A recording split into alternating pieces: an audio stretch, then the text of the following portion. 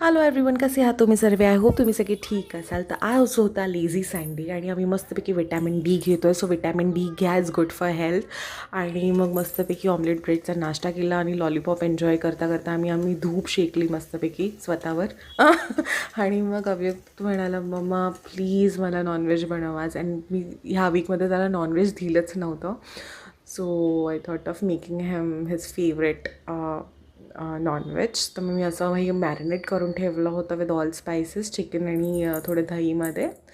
आणि मस्तपैकी कांद्याचा आणि खोबऱ्याचा मसाला वाटून घेतला होता.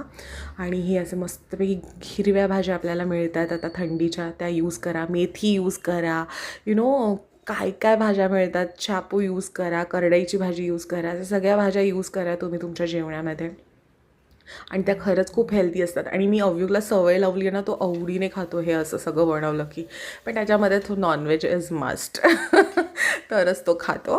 तर त्याच निमित्ताने त्याच्या पोटात जातं. और अपने बच्चों को क्या चाहिए, बस किसी ना किसी हाल में कुछ ना कुछ तो उनके पेट के अंदर जाना चाहिए. तो मैं ऐसे कुछ ट्विस्ट एंड टर्न्स बना के उसका फेवरेट बनाती हूँ. आणि बघा काय सुंदर कलर आलेला आहे ग्रेव्हीला.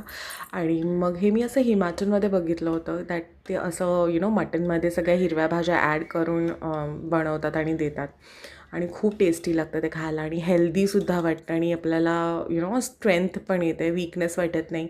असं सूपमध्ये तुम्ही मॅक्रोनी टाका, पास्ता टाका, मॅगी टाका चिकन सूपमध्ये आणि मुलांना द्या.